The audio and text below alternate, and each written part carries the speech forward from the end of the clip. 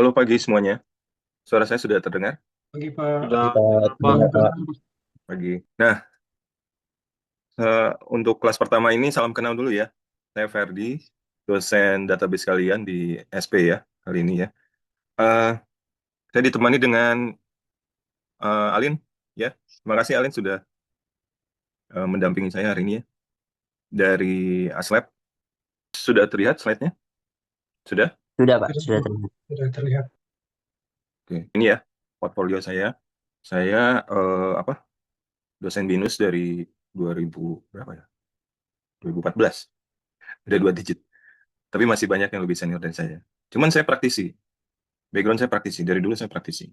Jadi eh, ladangnya ada dua, ada di apa BINUS sama di eh, profesi ya. Profesi saya sebagai IT and QA manager ya di PT Jakarta Serial di SCBD. Kemudian juga saya SAP Business One Consultant juga di kalau kalian tahu namanya ERP dan juga sebagai IT konsultan. Ya, nah saya buka sekarang silabusnya. Nah, eh, untuk silabus, ini kalian bisa dilihat di Bima ya, sebetulnya. Saya cuma mengulang, karena kalian juga sebetulnya kelasnya sudah pernah ambil, jadi harusnya juga sudah tahu ya, student outcome sama learning outcomes itu apa LO-nya ya. Jadi di sini ada LO SO1, able to analyze complex computing problem ya. Nah, di sini nanti saya nggak bahas satu-satu, nanti kalian baca sendiri learning outcomes-nya. Jadi nanti kalian itu bisa define model, data, and information in the form of conceptual ya, secara konsep, dan and then apply them to the DBMS-nya. Nah, eh, di sini yang nomor satu ini lebih ke kita harus bisa membuat nanti ERD ya, implementasinya seperti apa. Nah, yang kedua, explain the concept of relational algebra, DML, ya, transaction management and database. Berarti nanti kalian juga harus membuat query misalnya SQL ya. Nah, yang ketiga apply to make database and manipulate data in the database ya. Jadi nanti kalian juga harus bisa eh, membuat intinya kalian nanti harus belajar normalisasi ya. Mungkin dari yang sebelumnya kalian masih belum mahir normalisasi. Nah, nanti saya ada project buat kalian untuk menambah nilai ya. Itu nanti ada tim assignment, kalian bikin eh, normalisasi. Sama seperti di AOL yang di kelas ya. Cuman ini saya tidak ada Zoom-nya, hanya nanti buat PPT sama ada template Excel yang saya berikan. Jadi template Excel ini sudah saya buat step-stepnya ya. Nanti akan dijelasin minggu depan. Apa? Pertemuan kedua. Sorry, bukan minggu depan. Nanti tanggal 25 ya, kalau nggak salah. Nah, selanjutnya, ini profesi-profesi terkait yang bisa eh, kalian apply dari database ya. Ada database administrator, sistem analis, programmer DB, data analis. Kalau perusahaan-perusahaan yang besar, ya, enterprise, programmer DB sama UI UX itu pasti beda. Atau nanti dia programmer di aplikasi, dan programmer di DB itu beda. Karena DB ini nggak simple ya. Harus apa? eh, Logiknya itu bisa eh, nanti dari basic query kalian itu nanti bisa membuat satu query yang nanti advance. Advance itu nanti kita hitung lagi kinerjanya berapa, performance-nya si query ini kalau di running berapa, terutama nanti di big data ya. Nah, yang keempat, data analis. Data analis ini luas sekali. Malah sekarang ada yang namanya data science, data scientist ya. Nah, salah satunya lagi sebetulnya yaitu tadi bisa masuk ke ERP. ERP sendiri, saya sendiri ini ya, saya sendiri apa expertise di bidang ERP ya. Saya uh, pegangnya SAP ya. Nah, di SAP sendiri itu demand-nya juga luas, luas, luas sekali. Nah, kebetulan anak saya IT juga, IT lulusan ITS ya. Sekarang kerjanya juga sama kayak bapaknya, SAP juga. Jadi kayak saya ngajarin anak saya gampang. Karena ERP itu kita bukan cuma harus backgroundnya IT, tapi nanti kita harus tahu backgroundnya itu dari accounting. Karena nanti jurnal-jurnalnya itu banyak yang jurnal-jurnal otomatis. Itu ERP. Ya. Jadi dari sini saya belajar lagi, belajar accounting. Gimana caranya nanti sampai ke P&L, balance sheet, dan terakhir ujung-ujungnya ke financial report. Malah saya bikin sendiri reporting itu. Terus saya kembangin lagi ilmunya pakai machine learning reportingnya, pakai AI untuk prediksi ya, forecasting, forecasting stock itu bisa pakai AI dari based on historical data ya. Jadi itu banyak sekali yang dikembangkan sekarang itu. Ya, ini yang profesi-profesi yang nanti akan bisa kalian ambil di bidang keilmuan database. Nah, ini yang saya bilang tadi, kita eh, di kelas SP ini ada beberapa parameter ya. Nah, ini ada teori assignment ya, 25%. Gede ya. Kemudian attendance 15%. Attendance dari mana? Dari video conference ini 4 kali. Makanya saya bilang sayang sekali kalau kalian nggak hadir ya. Nilai kalian nanti nggak akan full 15%. Nah, kemudian di forum, forum juga 15%.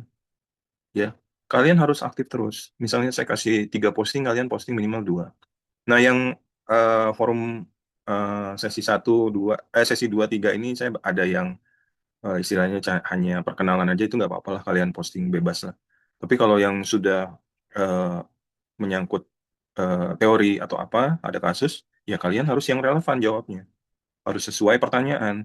Nah, nanti kalau nggak di apa dijawab sesuai pertanyaan, akan saya delete ya. Harus harus apa? Harus ada jawabannya yang berhubungan dengan kontennya, konten pertanyaan. Nah, yang keempat ini ada quiz. Quiz juga 15%. Nah, bedanya assignment sama quiz. Assignment ini nanti saya bikin dua ya.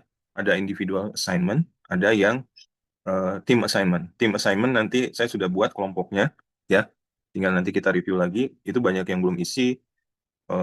Coba nanti eh, hari ini dilengkapin. Tapi saya nggak yakin juga karena ini kelasnya aja nggak full ya hari ini. Ya mungkin salah jadwal atau apa, saya nggak tahu juga.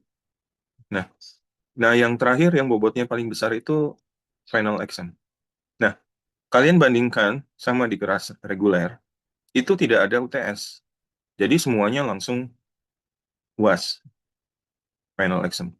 Oke, saya lanjut lagi. Nah, di di sini ya, saya akan bahas masalah assignment dan quiz. Ya, kalau di kalian ada tab ini nggak ya, scoring? Atau cuma di dosen aja ya? Ada nggak di kalian? Coba dibuka. Nah, kalau di saya ini ada nanti jadwalnya, kalian itu ada assignment ya.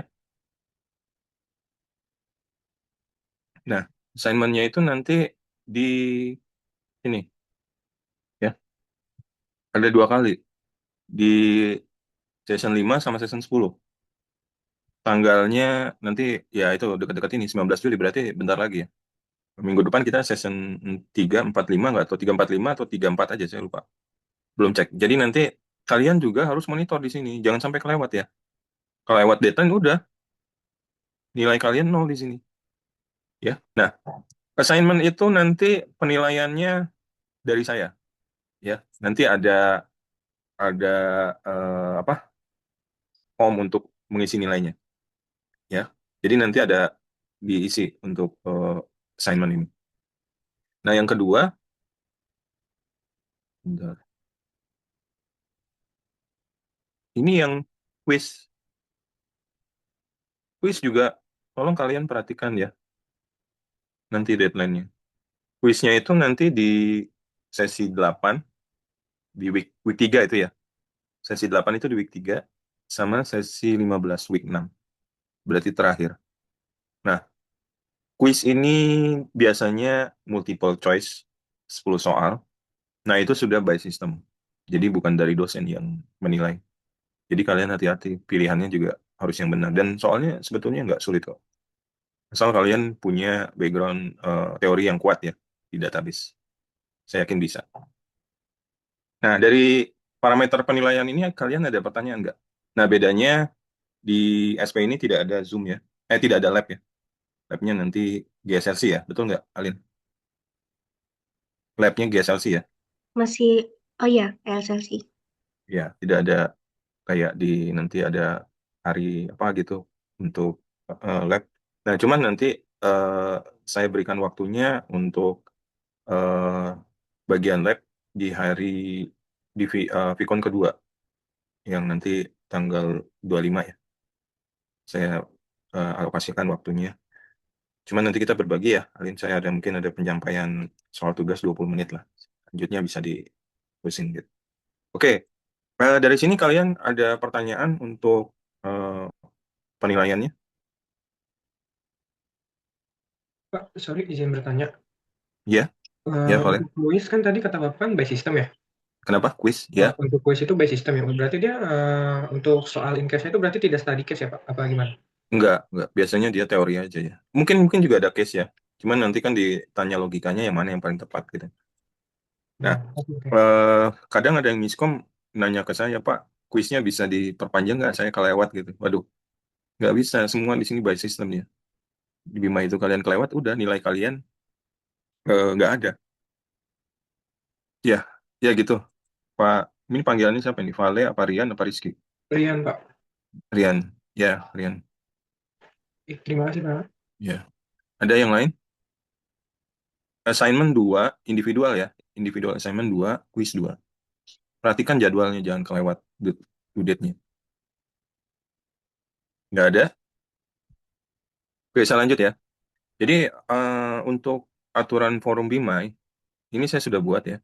Posting sesuai sesi dan waktu yang ditentukan, ya. Harus on time ya, jangan di luar deadline. Nanti itu lagi, bobot kalian dikurangin. Kebiasaan dari kalian rata-rata ya, mayoritas itu selalu postingnya itu injury time. Udah mau habis nih, 5 jam mau habis baru ngisi gitu. Sayang, jangan itu. Nanti kualitas kerjaan kalian juga nggak bagus ya.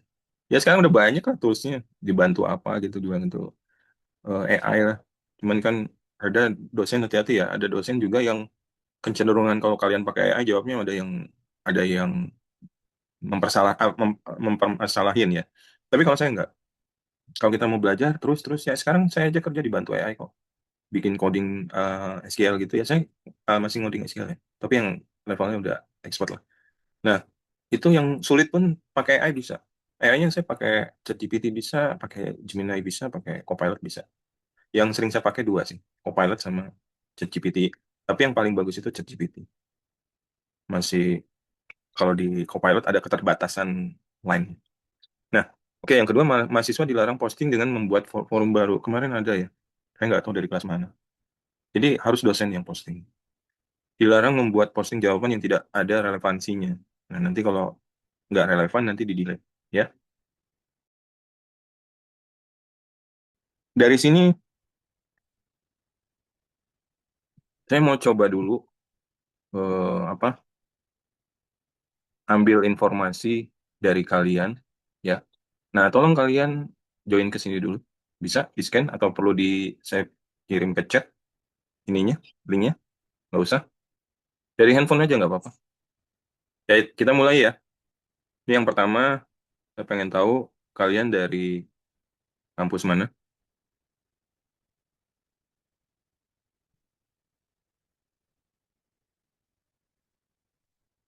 Ya sudah, kalau nggak ada, berarti saya anggap ini dua kampus aja ya. Oh, masih satu orang lagi. Ya, dua kampus aja ya. Dari Anggrek sama Alam Sutra. Jurusan kalian apa?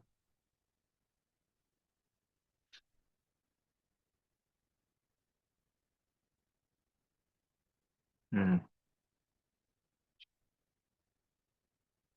Computer Science yang paling besar. Lanjut lagi. Nah, ini kesulitan kalian. Ini bisa multiple ya. Kira-kira kalian problemnya di mana?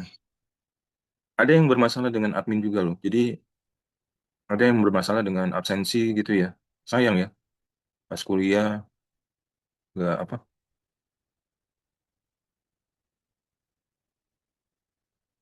Ada yang bermasalah dengan lab ya ini ya.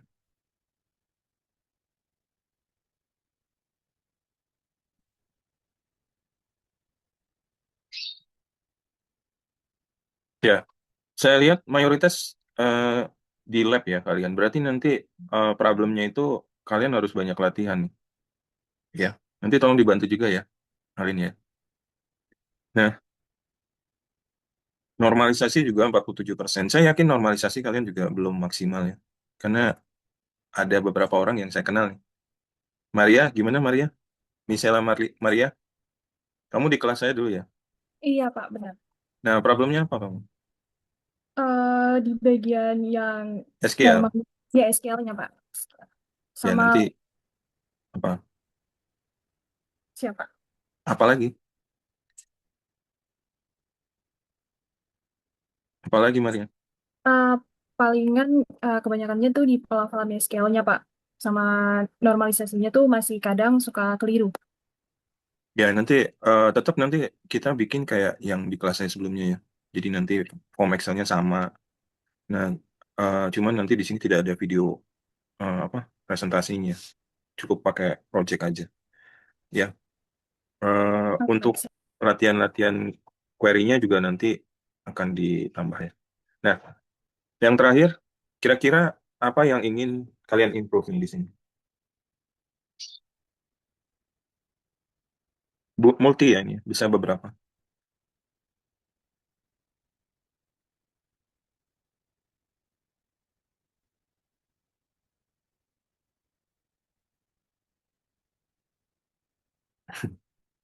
Paling besar query ya. Ya, eh, query ini ya, kalau kalian nanti memang sebagai nanti profesinya di bidang database, itu pasti query itu nomor satu ya, harus nomor satu, harus pinter, harus apa, harus mahir, jago gitu ya. Nah, kalau kalian eh, apa kemampuan kalian levelnya masih di bawah itu sulit nanti untuk berkembang. Nah, Binusian ini salah satunya di dunia industri di industri itu ya sudah dikenalnya itu mahasiswa-mahasiswa BINUS ini lebih apa mandiri ya. Dari sini saya lihat yang paling besar nanti SGL ya, yang kedua studi kasus, yang ketiga itu normalisasi. Ini semuanya nanti akan saya cover. Nah, yang SQL ini nanti eh, pertemuan kedua itu kita akan eh, dengan Ali nanti ada sesinya untuk eh, belajar membuat query lagi ya. Kita review ulang. Nah, untuk studi kasus itu nanti saya coba masukkan ke dalam Vicon ketiga. Jadi nanti saya punya kasus di mana sih handle-nya buat menjawabnya. Nanti ada beberapa kasus misalnya dua atau tiga kasus. Caranya gimana? Kita cari dulu ini, gitu ya. Jadi, nah dari sini saya sudah dapat ya poinnya. Berarti nomor satu SQL, kedua study case, yang ketiga eh, normalisasi, yang keempat ERD. Nah, ERD ini hati-hati ya. Saya juga pembimbing tesis ya. Nah, di semua mahasiswa bimbingan saya itu pasti ada ERD. ERD-nya itu kan rata-rata harus pakai database bikin ini. Nah, di bab 3 itu ada ERD. Bab 2 juga ada. Bab 2 itu teorinya, bab 3 itu nanti desainnya. Nah, jadi kalian juga harus mahir dalam membuat ERD. Nah, salah satunya ERD itu akan saya bahas hari ini ya. Nah, yang kedua nanti ERD ini nanti dijadikan tugas. Tugas yang nanti kalian sudah harus kumpulkan, bukan di forum ya. Tugasnya ini nanti bentuknya ya kalian nggak apa-apa kerjasama sama teman satu kelompok, tapi nanti dikumpulnya individual ya, sendiri-sendiri.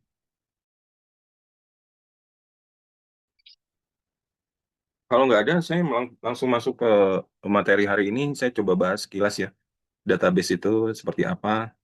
Jadi nanti ada yang dikenal dengan DBMS ya. Nah, di sini kita belajar ada namanya DBMS ya. Nah, di DBMS ini database management system. Nah, di database yang modern itu selalu ada UI-nya untuk manajemennya. Misalnya SQL Server dia punya SSMS, SQL Server Management Studio. Itu makanan saya sehari-hari. Saya pakai itu sama saya di produk-produk Microsoft sih. Nah, yang misalnya lagi SQL, MySQL. MySQL itu sekarang sudah diakuisisi sama Oracle ya. Jadi nanti ada namanya UI-nya dia MySQL Workbench. Manajemennya itu. Ya. Postgre juga udah keren, bagus. Diakuisisi juga oleh Oracle. Dan itu tetap kepake ya. Nah, database itu tadi saya bilang ada dua ya, OLTP sama OLAP. OLTP itu Online Transaction Processing. Nah, yang OLAP ini Online Analytical Processing. Jadi lebih ke data-data analitik, kayak BI, Business Intelligence ya. Nanti kan data science, big data, itu semua udah ke OLAP. Pendekatannya berbeda, query-nya berbeda. Ya, ini kita lihat arsitekturnya ya. Di BMS itu nanti yang pertama ada application, software-nya. Nah, software-nya tadi salah satunya kalau SQL Server pakai SSMS, SQL Server Management Studio. Nah, kemudian di sini ada database-nya, ya banyak. Arsitekturnya seperti itu, simple. Nah, cuman sekarang banyak berkembang itu kan nanti pakai cloud lah, online lah. Saya juga udah online, kalau di kantor udah. Nggak ada yang nggak online kalau sekarang justru. Kalau zaman dulu iya susah untuk online ya, karena ada keterbatasan infrastruktur, ya server dan lain-lain. Tapi sekarang semua udah online.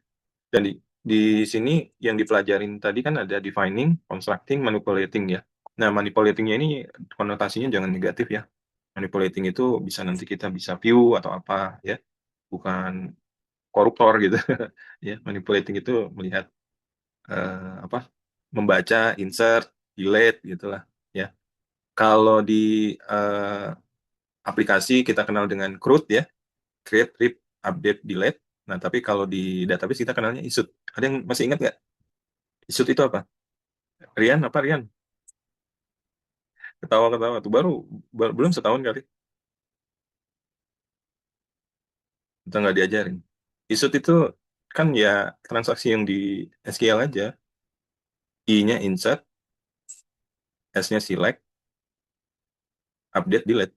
Ya kan, tadi saya bilang kalau di aplikasi kenalnya CRUD. Create, read, update, delete. Sama aja. Nah ini ya, nah, approach-nya dari yang tradisional sama database. Nah bedanya kalau yang tradisional itu terpecah-pecah, decentralized ya. Nah tapi kalau sudah pakai database itu nanti semuanya centralized ya, apalagi nanti yang online. Nah ini actor in database system ya tadi ya, salah satunya tadi saya bilang database administrator, database designer itu sebetulnya bisa gabung dengan database administrator karena kalau desainer itu setelah database jadi ya sudah dia nggak ada job desk lagi. Jadi biasanya digabung dengan database administrator. Database administrator itu nanti kan yang di set dia nanti bisa berubah struktur, bisa merubah privilege. Privilege itu hak akses, ya itu macam-macam. Jadi kalau kayak di SQL Server sendiri dia ada level usernya. Jadi uh, dia itu super admin atau apa ya, atau user biasa itu bisa, privilege-nya bisa diatur di situ. Tapi kalau saya sendiri yang saya gunakan bukan privilege-nya bukan dari situ, tapi saya dari aplikasinya, saya dari SAP-nya yang saya set di SAP, nggak dari SQL Server-nya. Ya banyak lah, kuncinya banyak. Nah, selanjutnya saya rasa ini udah ya. Nah ini saya mau bahas karena IRD ini ada tugasnya ya minggu depan. Kalian masih ingat nggak IRD itu ada berapa model? Ada yang tahu? Ada yang bisa jawab? Kalau nggak ada saya lanjut ya. Jadi untuk IRD ini kita ada tiga ya. Ada konseptual, logical, sama physical. Nah ini komponen-komponen dari database ya. Ada entity atau table, kemudian ada attribute atau field, kemudian juga ada relationship. Relationship itu one to many to many, ya. Nah, modelnya sendiri yang tadi saya tanyakan, modelnya untuk di BINUS ini kita gunakan dua model ya. Ada chain notation dan yang kedua eh, yang kedua crossword. Nah, kalau chain notation kalian perhatikan ya, dia modelnya seperti ini ya. Ini entity-nya, ini atribut-atributnya. Ini nanti relation-nya. Ini entity, ini atribut. Ya, seperti itu. Nah, tapi kalau yang nanti misalnya untuk tesis, itu kita gunakan diagramnya yang model crossword. Ya. Nah, crossword itu seperti ini bentuknya. Ya, nanti ada nama entity-nya di sini, ya. Ini entity-nya.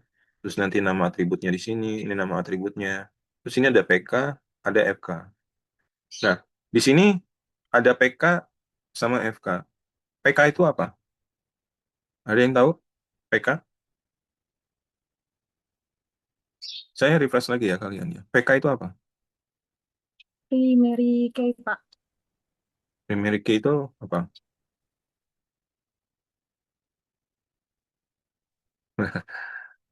Adam, kamu kayak nggak yakin primary key bukan ya, Pak?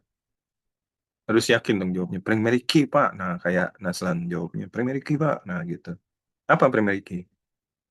Jadi, dalam satu tabel itu kita harus punya satu identitas. Mengenalnya itu dari mana? Yaitu salah satunya dari PK. PK itu bisa harus satu tabel satu PK atau bisa beberapa PK. Jadi kalau PK itu dalam satu tabel nggak mesti harus satu ya. Bisa dua, bisa tiga. Tapi kondisinya harus tercapai semua. Kalau misalnya 3 PK, itu uniknya harus betul-betul dari 3 atribut itu. Betul-betul harus unik. Jadi PK ini satu atribut yang unik ya. Dia dengan record yang lain nggak ada yang sama. Itu PK. Biasanya bisa pakai integer, big integer, atau pakai varchar, varchar atau char juga bisa kok. Yang penting dia itu identik, unik, tidak boleh ada yang sama. Nah, kemudian ada FK. FK itu apa? Ada yang tahu FK? Ulang lagi nih. Foreign key, Pak. Yaitu foreign key itu apa? Fitra, apa? Ada yang tahu foreign key itu apa? Saya kasih contoh yang di sini aja ya. Ini ada FK apartemen code.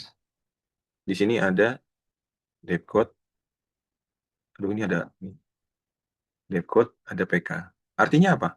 Bukan elemen, atribut atau fieldnya. Artinya apa? Tadi udah jelas-jelas nih. Nih ya, saya ulang lagi ya. Ada yang bisa bikin konklusinya nggak? Ini di sini departemen code di table apa? Employee dia FK, dep code ya. Tapi di table departemen itu dia PK. Artinya apa? FK itu. Jadi kesimpulannya, Oh, ya boleh-boleh siapa tadi kayak yang jawab? Ya, ayo kayak nggak usah mau. relationship Ya, relationship di Theodore. mana satu tak satu satunya ke satunya lain kayak koneksi gitu. Ya, ini koneksinya kan berarti dari apa?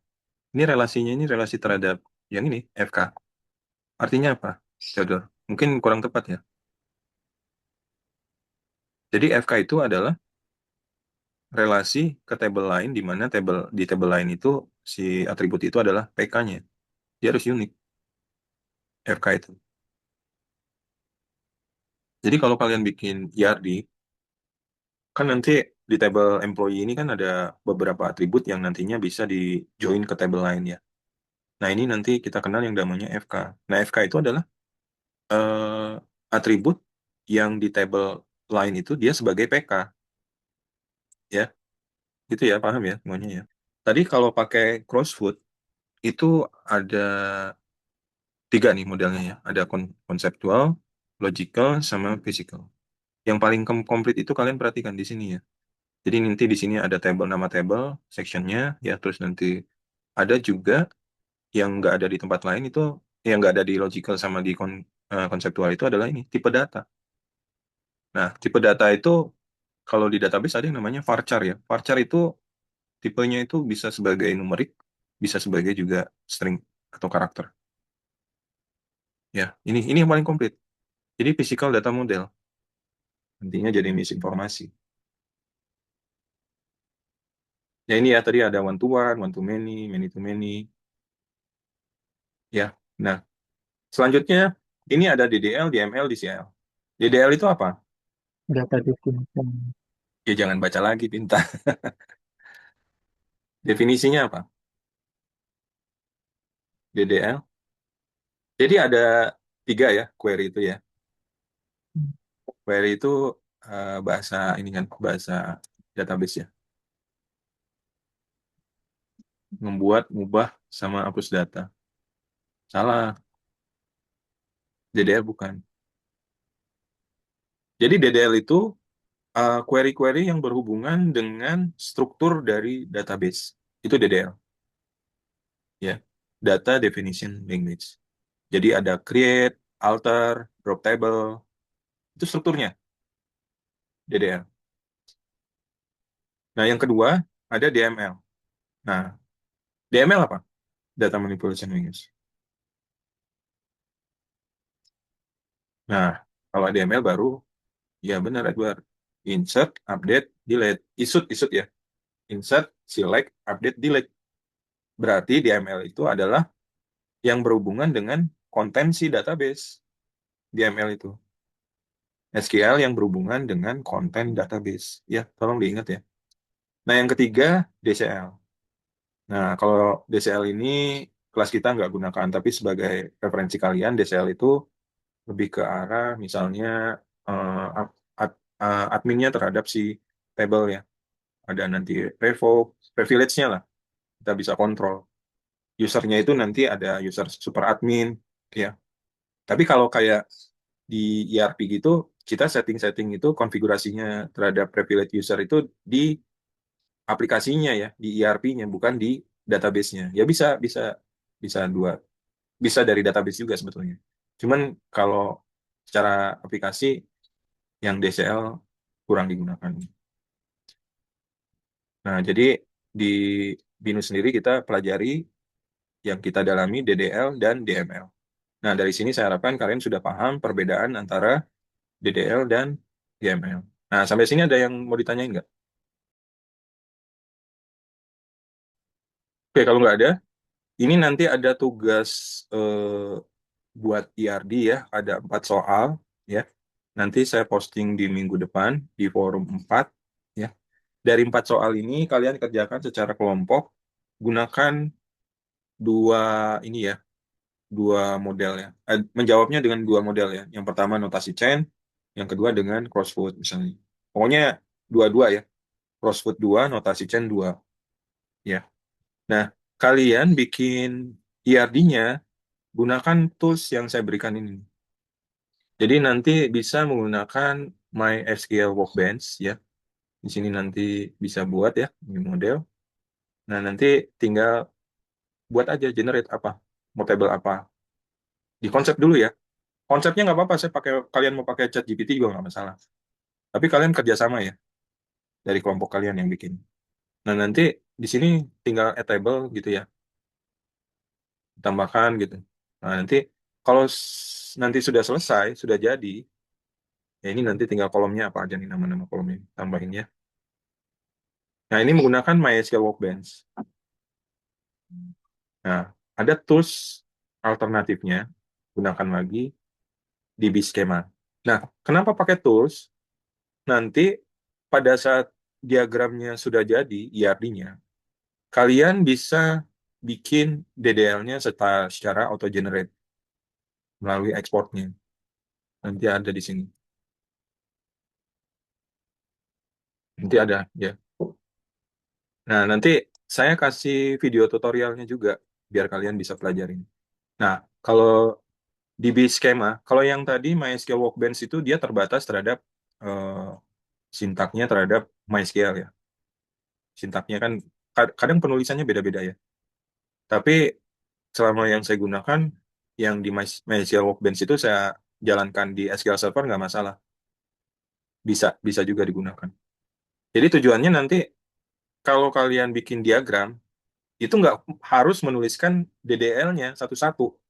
Itu bisa auto-generate. Nah, dengan DBM, dengan apa DB skema, itu lebih advance lagi. Isinya pun bisa kalian generate dari sini. Isinya berarti kontennya ya. Konten si table-tablenya itu bisa auto-generate. Di sini ada yang namanya, ya nanti bisa DML-nya kita isi langsung. Jadi bukan cuma DDL-nya ya. Nah, kalau di apa di di di Biskema itu kita pilihnya optionnya yang ini, menunya yang ini. Design from scratch. Terus nanti ada muncul lagi menu baru, kita pilih yang physical, ya, physical design. Ya. Nah, baru nanti kita tulis misalnya tes IAD misalnya project-nya.